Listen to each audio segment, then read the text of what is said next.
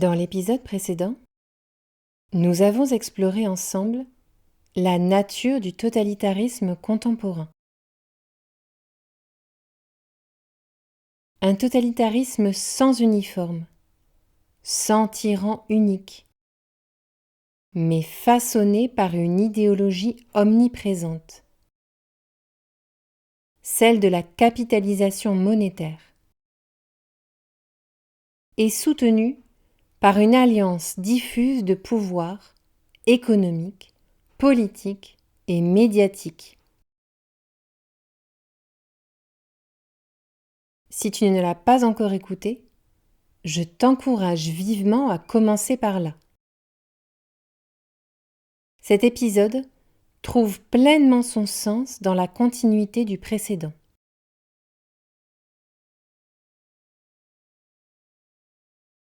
Aujourd'hui, nous allons aborder un sujet tout aussi crucial, mais plus intime. Pourquoi, même lorsqu'ils perçoivent les mécanismes d'un système injuste, les individus n'agissent-ils pas pour s'en libérer ? Qu'est-ce qui fait que certaines personnes peuvent reconnaître une oppression sans pour autant rompre avec elle? Et surtout, que signifie retrouver une pensée libre et par extension, une action vraiment libre dans une société qui fait tout pour occuper l'esprit du matin au soir?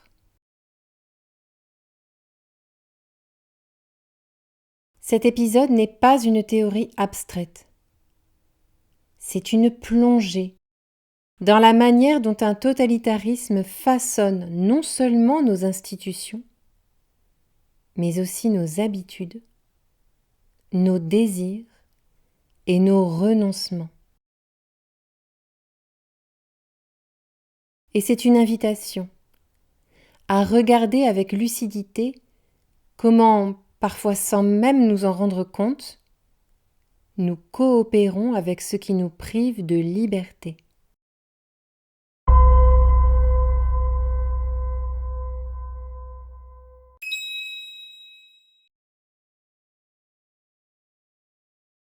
L'évocation de l'existence d'un totalitarisme, ayant pour assise la doctrine qui prône la capitalisation monétaire, laissera sans doute beaucoup de ses victimes perplexes.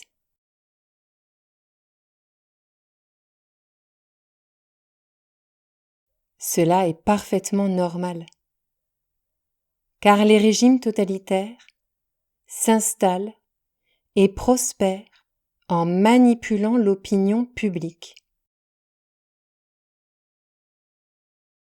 Ils œuvrent intensément pour forcer le ralliement de la plèbe à leurs idéologies, de sorte qu'au terme du processus de persuasion, leurs meilleurs défenseurs se trouvent être leur proie elle-même. Celle-ci ne doute pas une seconde du bien fondé des dogmes qui animent la nation.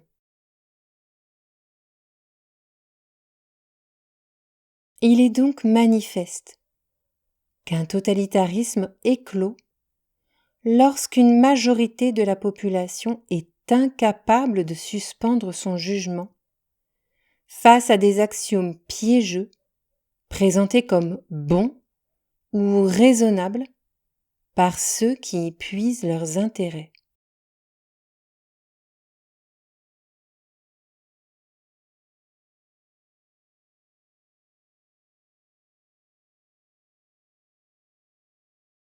Parmi les contenteurs de la position qui soutient que le totalitarisme monétariste existe, se trouveront peut-être des désapprobateurs modérés, qui, tout en admettant le caractère totalitaire de notre société, ne manqueront pas de faire remarquer qu'il s'agit là d'une version édulcorée moins âpres que celles qui ont déjà secoué l'histoire, et qu'en conséquence on ne saurait blâmer ce système, il est vrai très imparfait, mais penser au mieux de ce que l'homme puisse faire. Ceux-là relativiseront probablement le péril totalitaire au point de suggérer qu'il est peut-être exagéré de remettre en cause l'organisation politique dans sa globalité. À ceux-là, je veux partager la réflexion qui suit. Le totalitarisme monétariste n'est pas le même que ceux que nous avons connus au cours du XXe siècle, certes. Tout paraît en effet fonctionner de manière à ce que celui-ci en présente des caractéristiques similaires, ce qui lui permet de correspondre à la définition du concept de totalitarisme, sans toutefois afficher, en apparence, le même degré d'âpreté dans l'application de ses principes.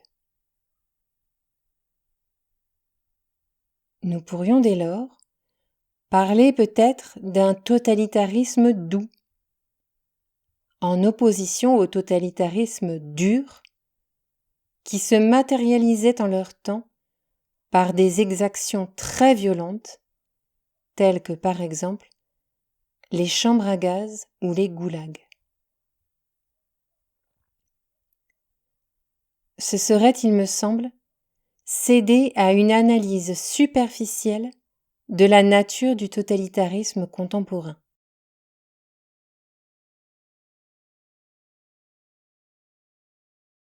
Par nature, tout régime totalitaire a pour objectif de transformer l'homme afin de le soumettre à des idéologies que l'autorité souhaite imposer.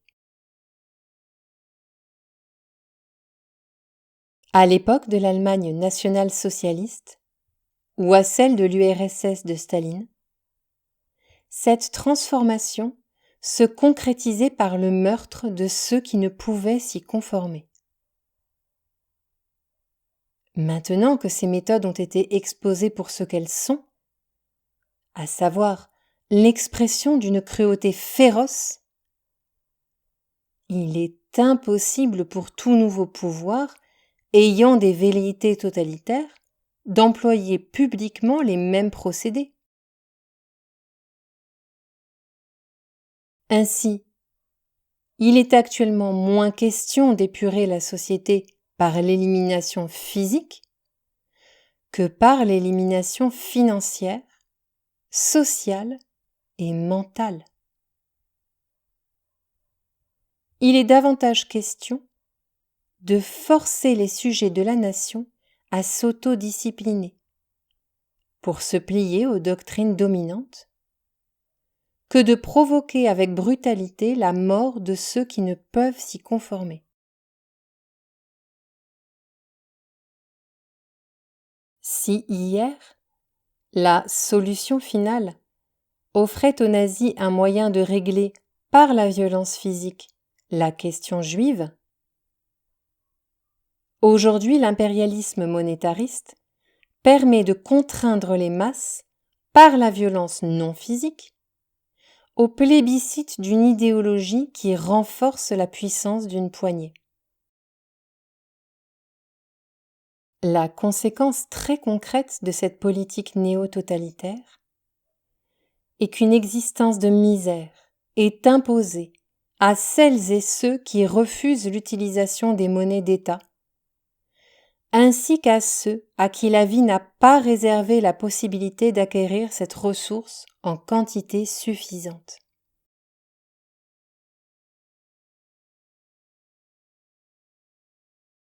Les martyrs du totalitarisme du XXIe siècle ne portent pas d'étoile jaune sur le bras. Ils sont ceux que nous voyons, prostrés en bas de chez nous, dans nos rues, avec pour résidence principale quelques bouts de carton posés de façon éphémère sur un trottoir. Pourquoi une partie d'entre nous a-t-elle pris cette détestable habitude d'esquiver le regard ou le contact des personnes sans domicile qui survivent dans nos rues? Parce que ces gens, victimes du totalitarisme monétariste, nous rappellent le sort qui nous est réservé si nous refusons de nous soumettre à la puissance de l'argent.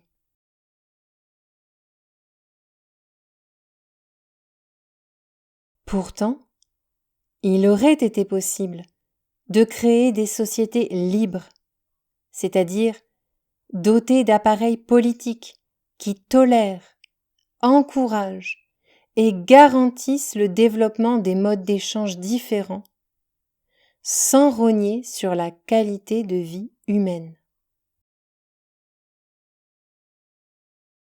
Au fond, l'âpreté qui caractérisait les régimes totalitaires du XXe siècle s'en est-elle allée? Notre totalitarisme moderne est-il doux vis-à-vis de ses victimes? En d'autres termes, les traite-t-il mieux? Peut-être, si l'on estime que la survie est préférable à la vie. Peut-être pas si l'on considère l'inverse. D'un côté, on provoque la mort à l'aide de mitraillettes et de chambres à gaz.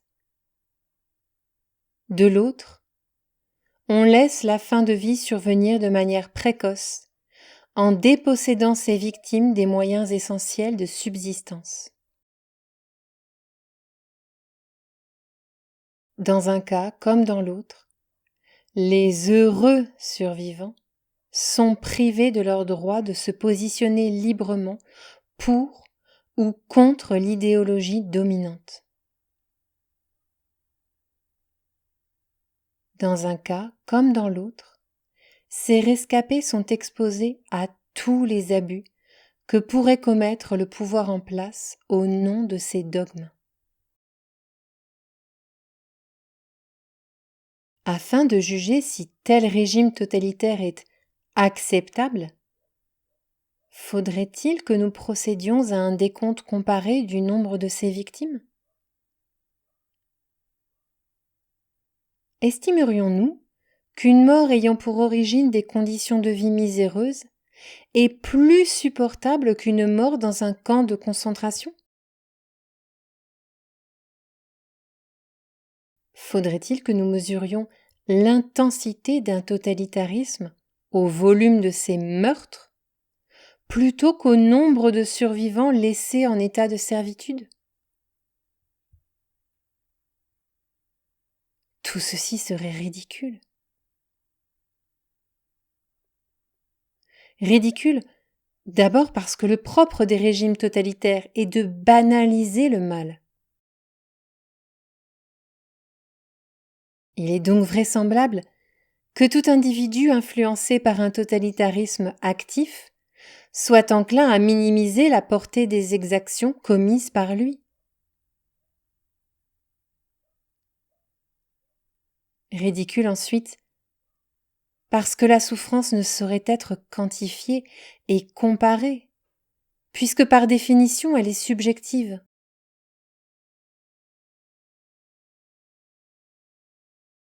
Enfin, devrions-nous considérer qu'il faut nous abstenir de remédier à certains maux si d'autres, plus pénibles, ont été éprouvés par d'autres avant nous? Là encore, ce serait ridicule.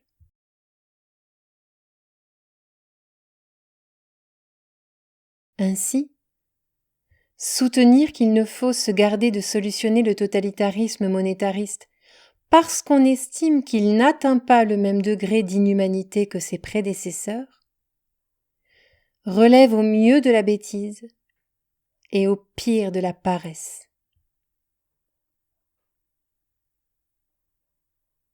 Tout totalitarisme nuit gravement à la liberté d'homme qui, jusqu'à ce que nous établissions une preuve cartésienne du contraire, n'ont l'opportunité de ne profiter que d'une seule vie.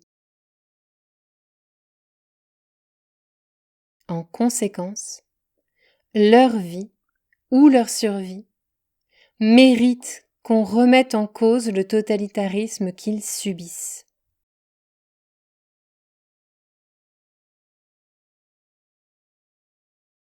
La volonté qu'un peuple peut avoir pour agir de manière concrète dans le but de se défaire d'une autorité illégitime avec laquelle il est en prise est sans doute à la fois l'un des sujets les plus fascinants et les plus terribles qui caractérisent toutes les injustices de l'histoire, telles que la Shoah, l'esclavagisme, l'apartheid ou les persécutions complosophistes.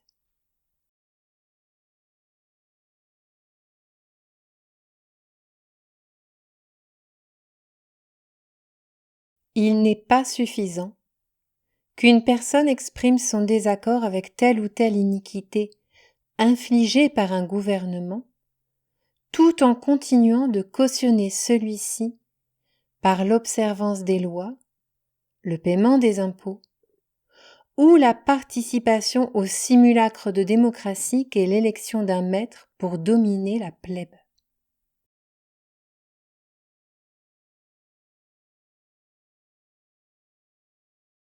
L'injustice, en particulier celle qui menace l'intégrité physique ou mentale de tout être, ne saurait être consentie de cette façon par des âmes libres, considérant le respect des droits de l'homme comme le ferment de toute coopération humaine.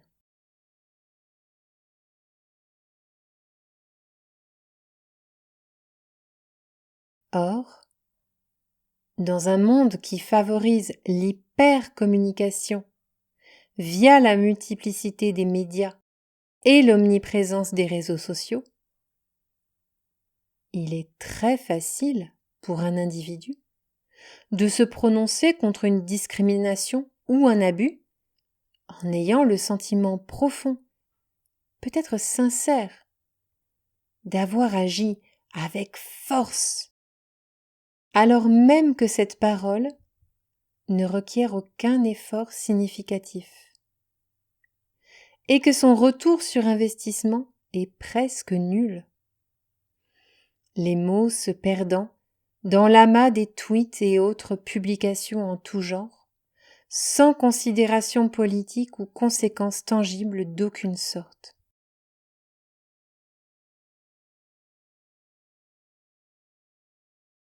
Ce phénomène n'est pas nouveau et était déjà décrit par exemple par Henri David Thoreau au sujet de l'approbation de l'esclavage dans la société des États-Unis du XIXe siècle, au travers de son ouvrage La désobéissance civile, dont voici un extrait.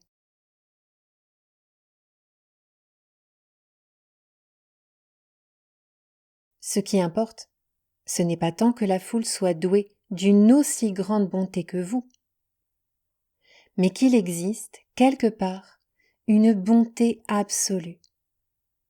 Car cette bonté absolue sera le levain qui fera gonfler toute la masse de la pâte. Il y a des milliers de gens qui sont intellectuellement contre l'esclavage et la guerre, mais qui, concrètement, ne font rien pour y mettre un terme. Qui, se proclamant les fils de Washington et de Franklin, s'assoient les mains dans les poches, disent qu'ils ne savent pas quoi faire et ne font rien. Ils attendent, pleins de bonnes dispositions, que d'autres remédient au mal pour qu'enfin il n'ait plus matière à regret. Au mieux, lorsqu'ils voient la justice se présenter à eux, Ils se fendent à son égard d'un vote qui ne leur coûte rien, puis l'encouragent piteusement à poursuivre son chemin en lui souhaitant bon vent.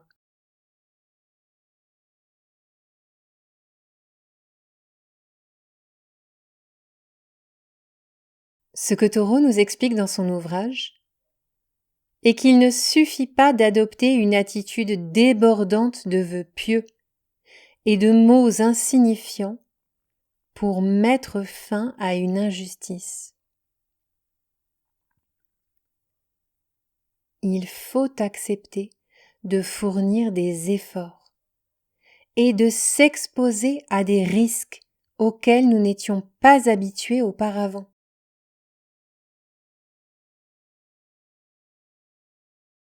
Nous devons aussi apprendre à déconstruire le monde, souvent complexe, qui nous entoure, pour nous libérer progressivement des paradoxes qui guident nos activités de tous les jours.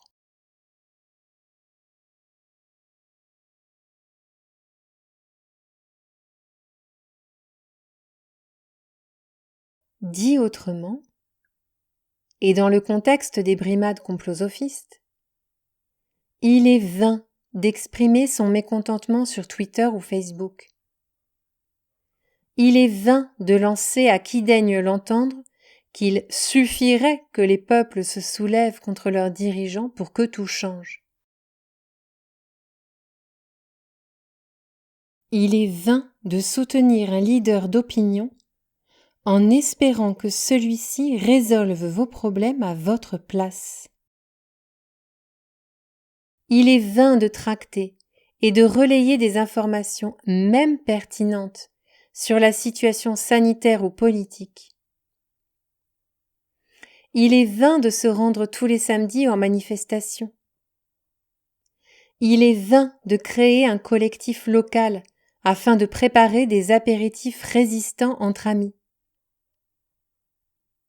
Il est vain d'affirmer que la seule manière de faire cesser les persécutions vaccinales est de faire comme si celles-ci n'existaient pas et ne s'inséraient pas dans le quotidien de tout un chacun.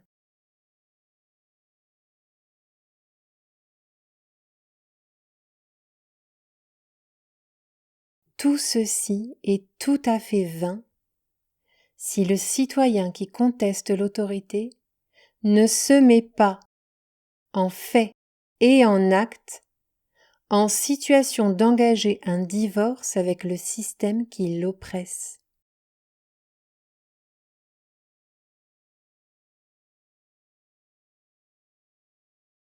Cela peut se matérialiser de différentes façons, à savoir, par exemple, en s'abstenant de payer les taxes qui financent et perpétuent un État illégitime, en s'interdisant de continuer à travailler pour des organisations qui cautionnent le pouvoir gouvernemental, en refusant de se soumettre à des lois injustes, ou encore en désobéissant aux forces de l'ordre manipulées par ce système.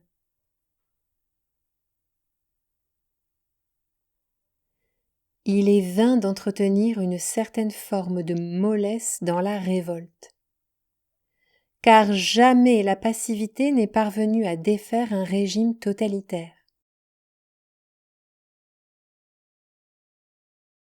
Seule la détermination d'avancer vers des changements heureux à l'aide d'actes constructifs peut le faire.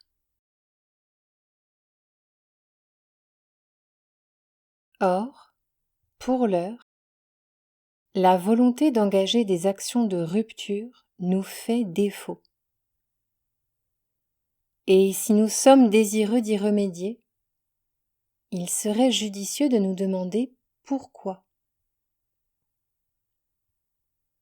Les prochaines lignes restituent donc mon analyse sur ce sujet.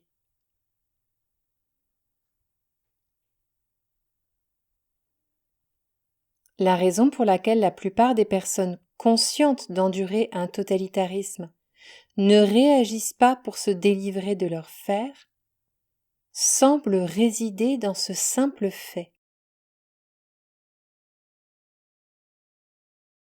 Les femmes et les hommes du XXIe siècle n'ont pas coutume d'agir sous l'impulsion d'une volonté pleinement libérée des différentes formes d'autorité qui encadrent la société. Au contraire, ils ont été dressés dès le plus jeune âge pour obéir à un maître ou pour développer des habitudes de vie qui, pense-t-il, sont la manifestation d'envies qui leur sont propres. Cela, alors même que tout indique que leur libre arbitre ne s'exprime que sous perfusion.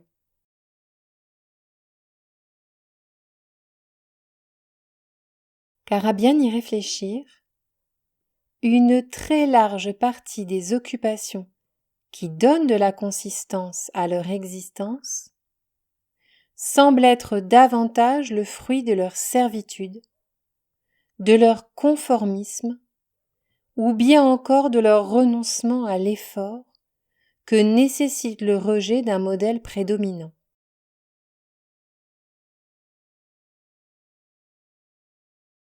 Et c'est déplorable, car chaque acte de servitude, de conformisme ou de renoncement à l'effort implique l'abandon d'un peu plus de liberté, d'un peu plus de sécurité, d'un peu plus de singularité et enfin d'un peu plus d'humanité. Cet abandon de la pensée et de l'action authentiquement libre, on la retrouve dans beaucoup de situations de la vie courante. Par exemple, nos enfants entrent pour la plupart à l'école d'État, au lieu de suivre des formes d'enseignement alternatifs, parce que de nombreux parents n'osent pas refuser de payer la quote-part d'impôt obligatoire dédiée au financement de l'éducation nationale. Par exemple, on consomme quantité de marchandises, qu'elles soient alimentaires ou pharmaceutiques, sans même connaître leur composition et leur impact sur notre organisme. Parce qu'il est tellement plus simple de faire confiance aveuglément plutôt que de se renseigner.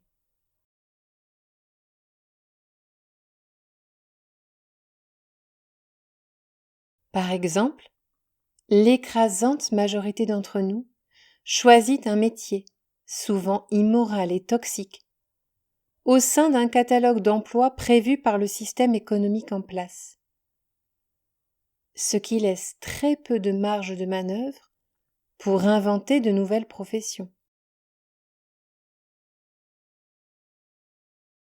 Par exemple, la plupart d'entre nous se refusent à être oisifs sur une longue période, car la société, l'État et les médias en tête, nous intiment d'occuper le maximum de notre temps de vie disponible à être des agents économiques productifs. Par exemple, on accepte la monnaie telle qu'elle nous est présentée. Cela alors même que son réseau de circulation s'apparente à un casino géant dont nous sommes les perdants.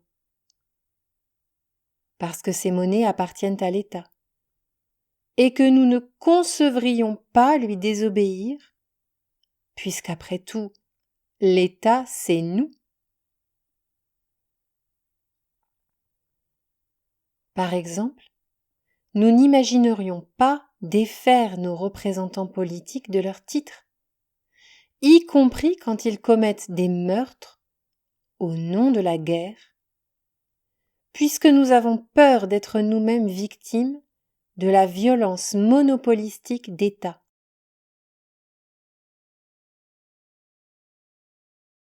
À ces exemples, nous pourrions malheureusement en additionner bien d'autres.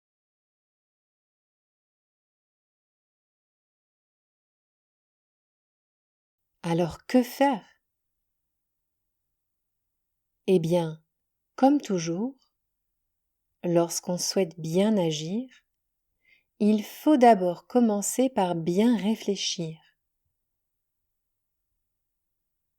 Pour ce faire, il est nécessaire de prendre conscience que la pensée et l'action libre sont à la portée de ceux qui veulent bien s'en saisir. Qu'elles se déclarent lorsque vous pensez et agissez à rebours de toute forme d'autorité et de contrainte, dans le but de concrétiser vos convictions vertueuses. Quelles sont celles qui vous donnent des palpitations heureuses lorsque vous songez à un changement important dans votre mode de vie? N'avez-vous jamais rêvé de vous défaire des chaînes du salariat? De vous passer de monnaie? De ne plus avoir à rembourser un ou plusieurs emprunts écrasants au profit de créanciers surpuissants?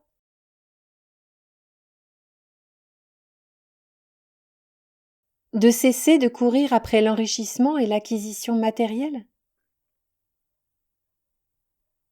Ne désirez-vous pas consacrer plus de temps à vos proches? N'aspirez-vous pas à une vie plus sobre, davantage tournée vers la culture de la terre, plutôt que vers la consommation facile de produits transformés? Ne voulez-vous pas prendre une part plus importante dans l'éducation de vos enfants ou dans l'accompagnement de vos aînés? N'envisagez-vous pas de dédier l'essentiel de votre force de travail à vos passions, plutôt qu'à la tirelire de vos maîtres?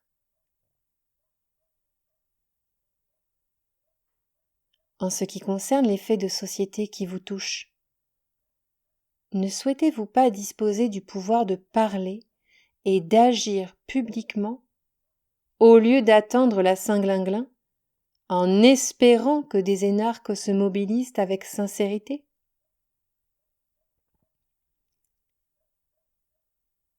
En d'autres termes, ne souhaitez-vous pas concrètement renouer avec votre humanité et vivre en harmonie avec vos convictions les plus profondes?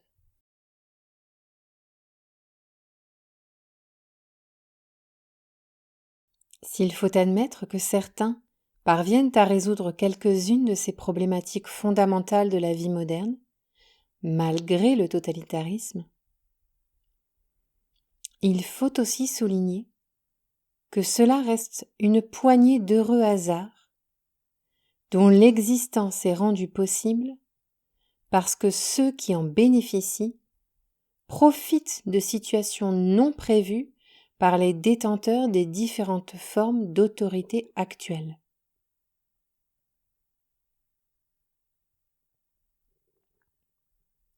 Ainsi, nous ne devons pas nous attendre à ce que ceux qui se satisfont de leurs conditions se révoltent à la place de ceux qui n'ont pas eu la même chance.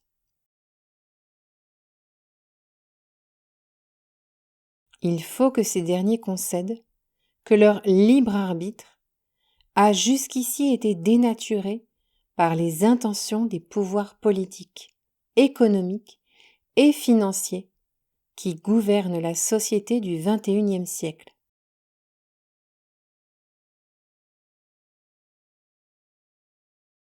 Il faut de surcroît qu'ils reconnaissent la possibilité d'une pensée et d'une action libre, c'est-à-dire non influencée par la volonté des puissants.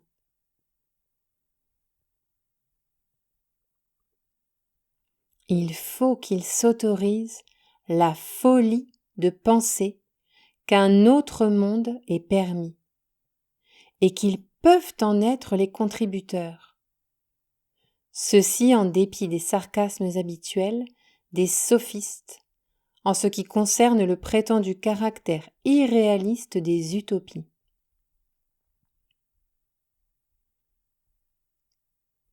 Les révolutions ne sont pas, bien entendu, chimériques.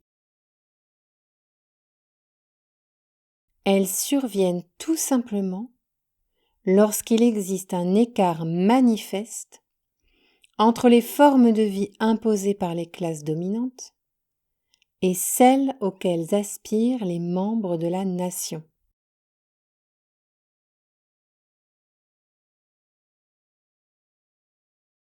Ainsi, pour que des bouleversements vertueux adviennent, il faut que les sujets qui se sentent floués par leur maître renouent avec une pensée authentiquement libre,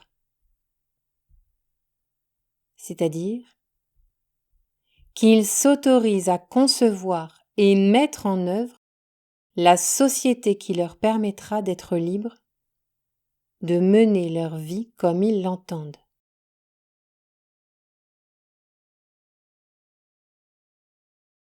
Il est aussi utile de dire que, vu de la lucarne d'un de ces sujets, il importe peu que la conscientisation de la pensée et de l'action libre mobilise une personne ou 1 million. Car si de telles pensées se traduisent déjà par l'engagement d'un seul, alors la liberté est déjà acquise par celui-ci. En effet, la liberté n'est pas une récompense dont on espère jouir au terme d'une longue et âpre lutte. Au contraire, on l'appréhende pleinement dès les premiers instants où l'on décide de se débarrasser de ses chaînes.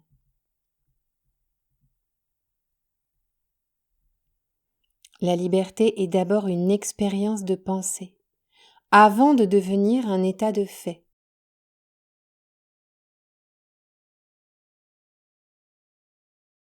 Aussi, il ne faut pas déplorer que telle initiative destinée à améliorer nos vies ne réunisse pas suffisamment d'hommes pour en faire aboutir le principe.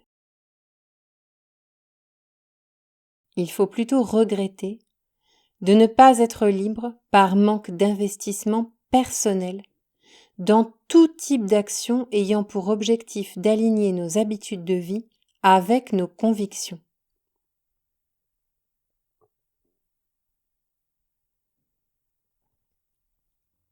Pour être libre, il est donc inutile d'espérer que d'autres changent la société à notre place. Il faut nous engager nous-mêmes directement dans la pensée et l'action libre.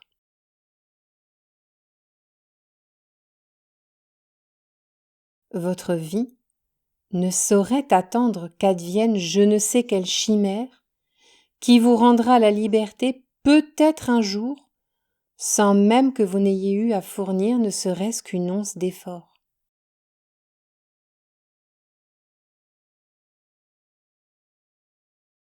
Chaque minute, chaque seconde de votre vie s'écoule au rythme des choix que vous faites ou ne faites pas pour rester en servitude ou gagner votre liberté.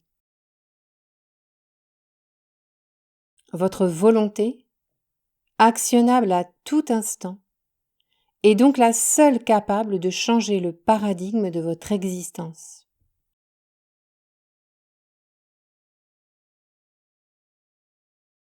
À l'aune des réflexions exposées dans cet ouvrage, au sujet de la volonté que peut avoir un peuple à se libérer de toute forme d'autorité néfaste, j'appelle l'ensemble des lecteurs de ce document à se poser la question de sa capacité, toute individuelle et singulière, à entreprendre des actions de rupture afin que cessent les injustices.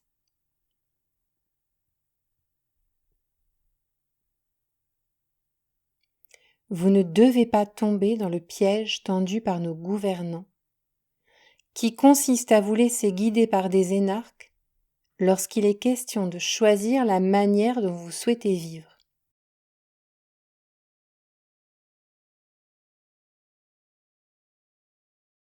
Il me semble de surcroît crucial d'alerter les électeurs des diverses républiques démocratiques qui pullulent à travers le monde sur le fait que, peu importe le candidat retenu pour exercer les différentes fonctions politiques d'un pays, il est très improbable que les changements que nous attendons tous sur le système proviennent du dit système.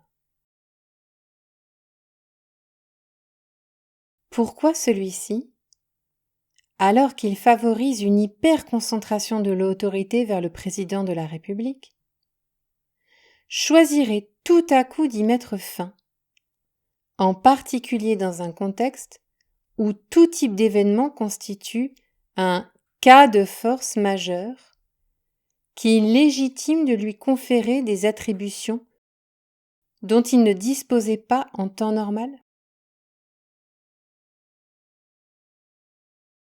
Pourquoi un système conçu pour protéger et développer les détentions de capitaux s'emploierait-il brusquement à pratiquer une politique franche de partage des richesses?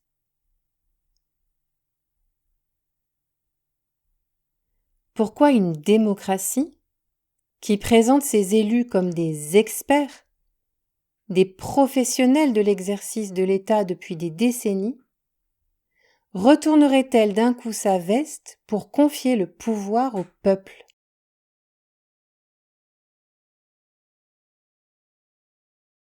Pourquoi un système législatif, pensé pour régir les moindres activités humaines du quotidien, se mettrait-il du jour au lendemain à se dessaisir de sa propension à devenir de plus en plus totalitaire?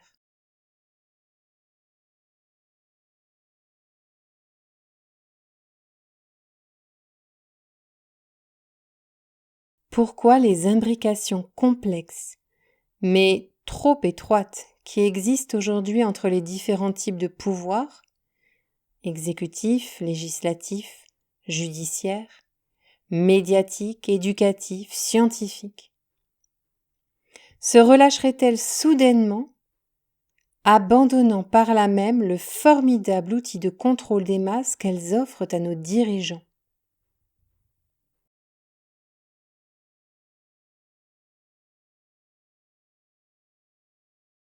Il serait tout à fait historique et inédit que les changements forts que nous attendons pour rendre le monde plus compassionnel, plus honnête et moins inégalitaire proviennent d'institutions vieillissantes qui ont toujours entretenu la violence et les injustices.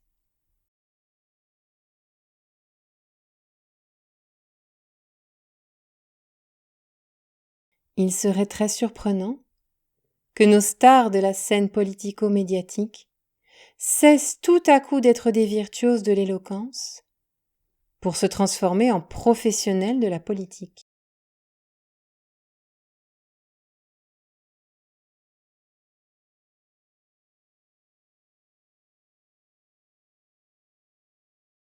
En cette matière, il est étonnant que cette élite, dont la plupart des membres sortent d'écoles à la fois spécialisées et discriminantes, ne soit jamais enclin à présenter un projet novateur visant à modifier de manière significative le modèle de société dans lequel nous vivons.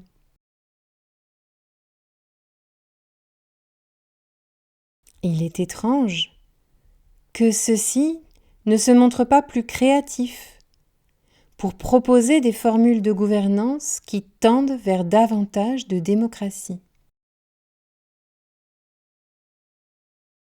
Car celle-ci n'est pas un totem que l'on gagne et que l'on brandit en l'annonçant unique, universelle et immuable.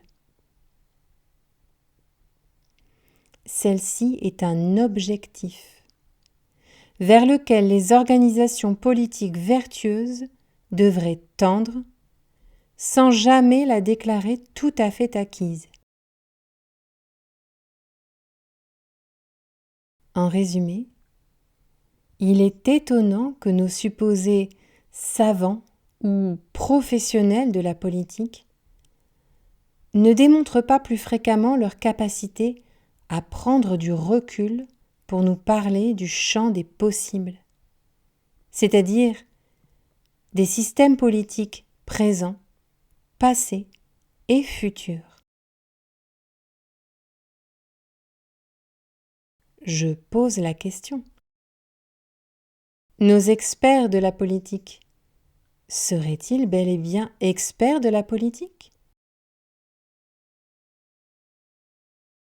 Leur demande-t-on de s'accrocher coûte que coûte au texte fondateur que d'autres ont écrit pour eux ? Ou bien d'en interroger la pertinence lorsque le contexte socio-historique évolue assez pour qu'une telle réflexion ait lieu ?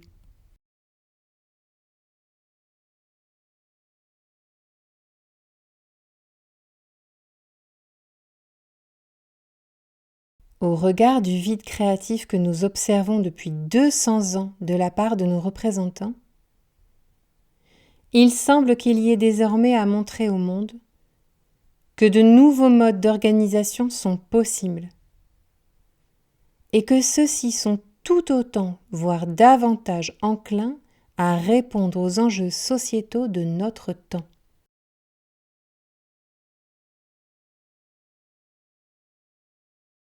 Or, pour y arriver, nous avons besoin qu'une pensée authentiquement libre se manifeste dans l'âme des opprimés, puis que ces derniers amorcent le pas de l'action tangible pour réinventer la manière dont les humains s'associent, non par ambition d'atteindre l'hégémonie, mais bien pour que se produise pour eux et pour leurs proches la vie bonne.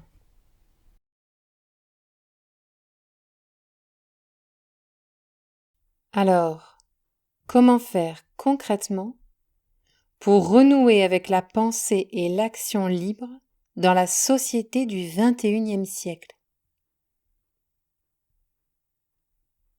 Eh bien, avant de se jeter dans l'action libre, il faut d'abord que survienne la pensée libre. En effet, il est vain et peut-être même dangereux de modifier les conditions de notre existence si l'on n'a pas, au préalable, pris le temps de réfléchir à la nature des changements que l'on voudrait voir advenir, pour soi ou pour autrui.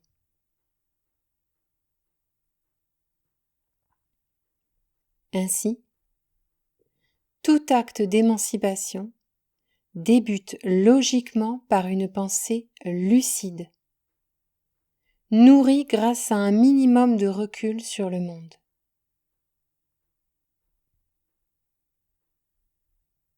Or, pour déployer une pensée libre, le sujet qu'il élabore a nécessairement besoin de disposer d'un temps libre significatif.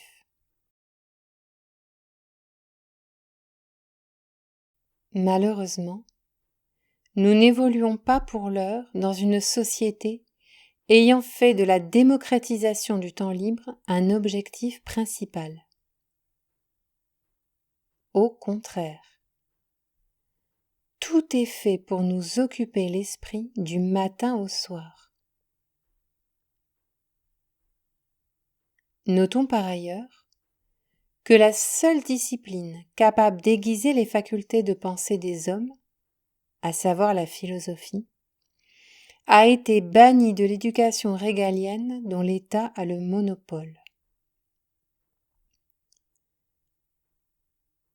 Soulignons ensuite qu'une fois passé le stade de l'école, les individus deviennent des agents économiques, doublés d'agents consuméristes, qui ne dédient qu'une portion congrue de leur temps de vie à être oisifs.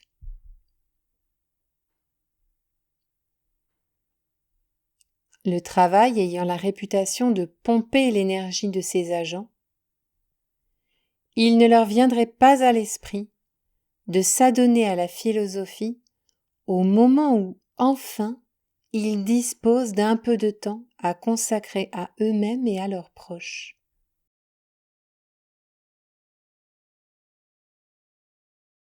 Remarquons de plus que le système plébiscite les loisirs du moindre effort.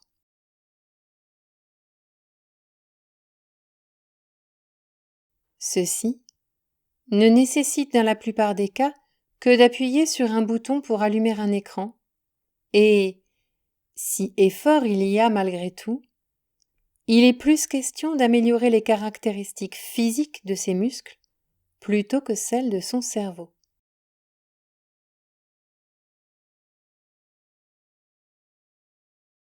En conséquence, l'homme moderne ne pense plus, ou pense peu, et donc ne s'émancipe pas de ses autorités de tutelle.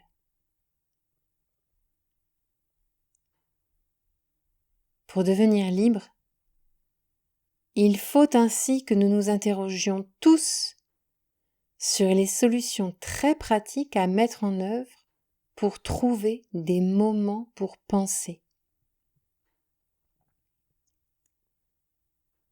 Il est urgent de regagner cette souveraineté par tout type de moyens possibles et imaginables.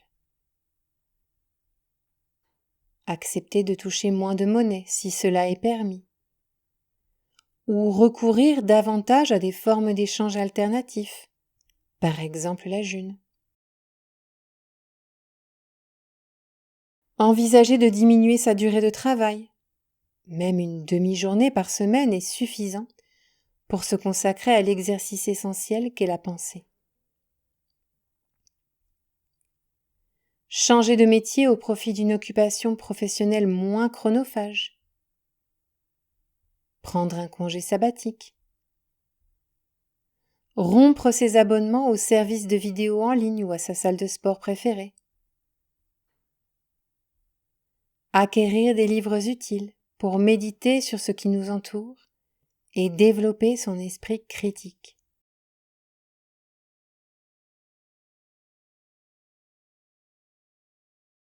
Il existe toutes sortes de solutions pour récupérer quelques précieuses heures ou minutes de temps de vie oisive. À vous de les trouver.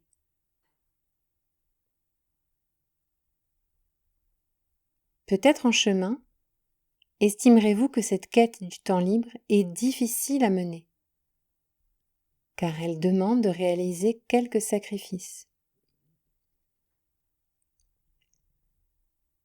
Rassurez-vous alors, car ces doutes sont la preuve évidente que vous êtes sur une voie vertueuse. Vous ressentez que le système produit sur vous des dépendances toxiques dont il ne pourrait qu'être bon de se défaire. Vous appréhendez aussi l'effort requis pour atteindre un état de liberté authentique.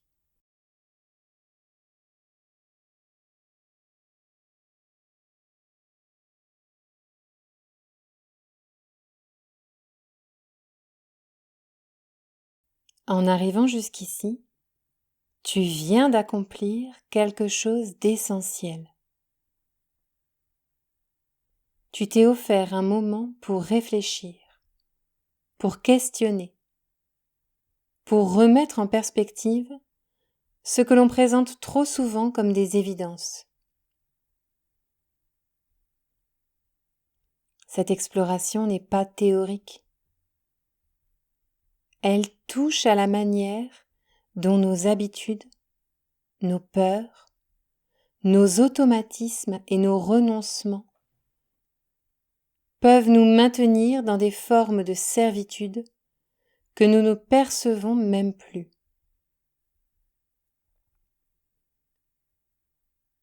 Retrouver une pensée libre, puis une action libre, n'est pas un idéal lointain, ni un projet révolutionnaire abstrait. C'est une démarche profondément personnelle, qui commence au moment où l'on décide d'observer sa vie autrement, de regarder ce qui nous lie, ce qui nous façonne et ce qui nous retient. C'est accepter de conquérir de petites poches de temps, de lucidité, d'autonomie, là où l'on peut. Et c'est dans ces interstices que naissent les véritables transformations. Si cet épisode t'a nourri ou éclairé, je t'invite à t'abonner pour ne manquer aucun des prochains. Chaque épisode poursuit la progression de cette réflexion et en ouvre de nouvelles. N'hésite pas non plus à le partager autour de toi. Parfois, une simple discussion suffit à éveiller une conscience ou à ouvrir une brèche dans un système qui semblait immuable. Et si tu souhaites aller encore plus loin, tu peux découvrir le livre Ecclésia, un paradigme nouveau, où cette vision est explorée en profondeur et dans toute sa cohérence. Tu le trouveras sur librinova.com.